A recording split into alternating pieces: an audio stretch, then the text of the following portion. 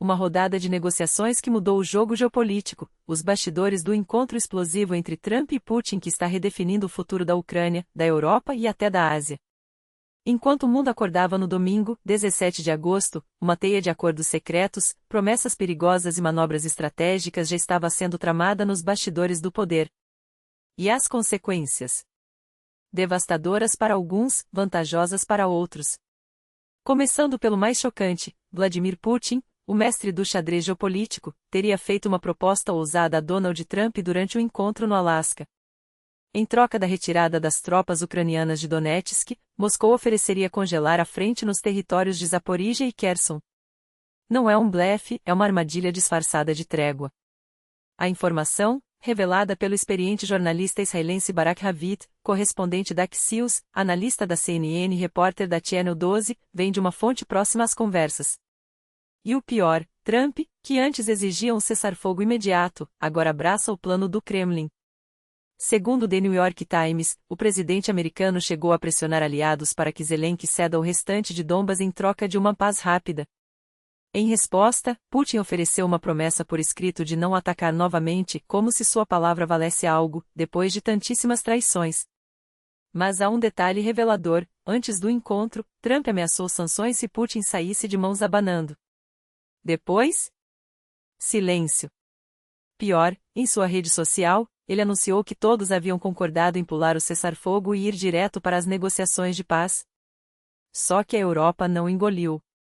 França, Alemanha e Reino Unido foram claros: enquanto a Ucrânia sangrar, as sanções contra a Rússia vão apertar. Putin ganhou tempo, pelo menos até setembro, quando o Congresso americano voltar das férias e o tema voltará à tona com força. Trump, por sua vez, saiu com uma vitória de pirro: a exigência do cessar-fogo imediato foi abandonada. Antes, ele a defendia no avião rumo ao Alasca, agora, o discurso mudou. E a Ucrânia? Kiev não só rejeitou o plano americano como jogou na cara de Washington, primeiro o silêncio das armas, depois as conversas. Qualquer papel assinado enquanto há tiros é lixo, dispararam do governo ucraniano. Zelensky não cede. A lógica é simples: parar o derramamento de sangue antes de discutir fronteiras. Enquanto isso, no campo de batalha, cada metro conquistado ou perdido é pago com vidas. Mas Trump, em sua retórica habitual, insiste: só aceita um acordo de paz completo, nada de tréguas temporárias. Palavras que soam vazias quando, na prática, a Casa Branca parece disposta a negociar territórios ucranianos.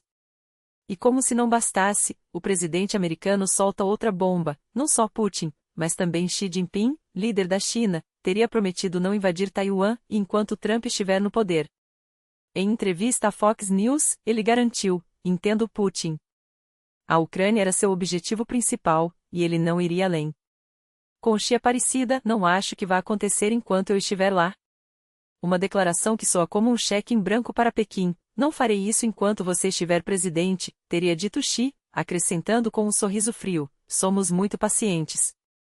Uma ameaça velada? Ou um aviso de que, depois de Trump, tudo pode mudar? Enquanto isso, a Europa se mexe. Giorgia Meloni, primeira-ministra da Itália, revelou que Estados Unidos e aliados discutem um plano ousado: dar à Ucrânia garantias de segurança semelhantes ao artigo 5 da OTAN, sem que Kiev entre formalmente na aliança. Uma solução criativa ou um jeito de adiar o inevitável? Donald Tusk, premier da Polônia, foi direto: não está em jogo só o futuro da Ucrânia, mas a segurança de toda a Europa. E avisou: Putin só respeita a força. A mensagem é clara: a unidade ocidental não pode fraquejar. Mas no meio desse turbilhão, uma pergunta persiste: até onde vai a paciência de Xi? E o que acontece se Trump não estiver mais no comando? Enquanto os líderes se reúnem em Zelensky, Starmer, Macron e Merkel são esperados na Casa Branca nesta segunda-feira, o que parece um encontro social pode ser, na verdade, a última rodada de um jogo perigoso. Um jogo onde as apostas são territórios, vidas e o equilíbrio global. E você, que acompanha cada movimento desse tabuleiro, faz parte dessa história. Sem o seu apoio, informações como essas, cruciais, urgentes e sem censura, simplesmente desaparecem. Porque notícias assim não são só sobre o que aconteceu. São sobre o que está por vir. E o futuro, como sabemos, se escreve agora.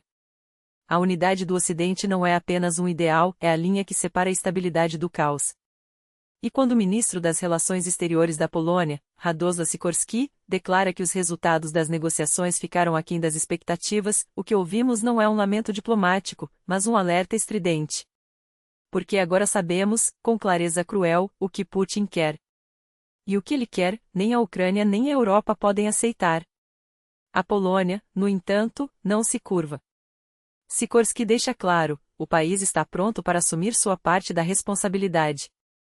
A presença de tropas europeias só seria considerada após um acordo de paz, diz ele, mas a mensagem entre linhas é inequívoca: Varsóvia já se prepara para oferecer comando e suporte logístico a partir de seu território. Uma jogada ousada ou um sinal de que o pior ainda está por vir? A probabilidade desse cenário é extremamente baixa, afirma o ministro, com um otimismo que soa mais como uma prece do que como uma análise. Ou os russos serão contidos. Mas e se não forem? Enquanto isso, a ironia cortante de Sikorski não poupa nem aliados. Ao sugerir que Volodymyr Zelensky fale em sua língua nacional, como fez Macron em sua bem-sucedida reunião, ele expõe uma verdade inconveniente: no xadrez geopolítico, até o idioma pode ser uma arma. Ou uma armadilha.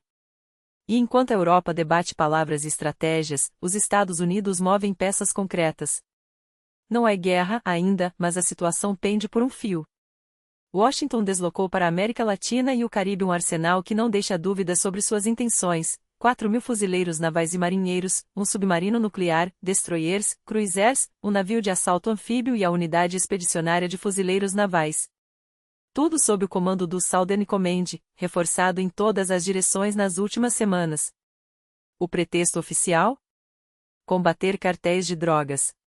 Mas as fontes, aquelas que não se deixam enganar por comunicados oficiosos, sabem, o alvo real são as organizações narcoterroristas que ameaçam a segurança nacional. Uma ameaça conveniente, que justifica o posicionamento de um punho de ferro a poucos quilômetros de adversários estratégicos. E agora, com Trump de volta ao centro do poder, esse arsenal não é apenas um display de força, é um instrumento de pressão colossal. Um botão vermelho que, se acionado, pode deflagrar operações em escala continental. A CNN, sempre atenta aos detalhes que outros ignoram, lembra: no início do ano, o secretário de Defesa Pete Hegseth assinou um memorando em letras garrafais: a prioridade máxima das Forças Armadas dos Estados Unidos é proteger a pátria. E quando eles dizem proteger, não estão falando apenas de mísseis ou invasões. Estão falando de fronteiras fechadas, migração ilegal zerada, tráfico de drogas, contrabando e tráfico humano. Em suma, controle absoluto. Funcionários bons vão de férias, os ruins, para o manicômio, brinca o ditado. Só que, agora, a piada virou política de Estado. E enquanto o Ocidente se rearma, a Rússia ressuscita seus fantasmas. A partir de 1º de março do próximo ano, o Ministério da Saúde russo implementará novas regras para exames psiquiátricos obrigatórios. A novidade? Seu chefe poderá mandá-lo para um hospital psiquiátrico sem precisar de laudo médico, apenas com a suspeita de um distúrbio. Antes, ao menos um profissional precisava atestar a necessidade. Agora, basta a vontade do patrão. Isso não é apenas um abuso de poder, é uma ferramenta de repressão institucionalizada.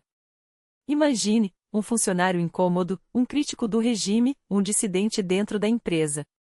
Em vez de demiti-lo, basta encaminhá-lo para uma avaliação, que pode durar dias ou semanas, dentro de um hospital psiquiátrico. E enquanto isso, o Estado constrói um registro eletrônico unificado com os dados de todos os cidadãos diagnosticados com transtornos mentais, hospitalizações, sintomas, tratamentos forçados por ordem judicial. Acesso. Não só para médicos, mas para a polícia. Soa familiar? Deveria. É a psiquiatria punitiva da URSS, de volta com roupagem moderna. Segundo a Memorial, só nos últimos anos, quase 50 pessoas foram vítimas de internações forçadas por motivos políticos. Presos são tratados dentro das penitenciárias, opositores, hospitalizados para silenciá-los. O governo não apenas legaliza a prática, ele a aperfeiçoa. Agora, os indesejáveis não serão apenas demitidos ou presos. Serão isolados, sob o disfarce de cuidado com a saúde mental. E enquanto isso, você continua aqui. Lendo. Compartilhando. Resistindo. Porque informações como estas não são apenas notícias, são munição contra a desinformação. Cada like, cada comentário, cada reposta é um grito que ecoa: nós estamos vendo. Nós não vamos esquecer. Obrigado por chegar até aqui. Obrigado por confiar neste espaço onde a verdade não é negociável. Precisamos de mais como você. Até a próxima e que as notícias que virão sejam de esperança, não de alerta.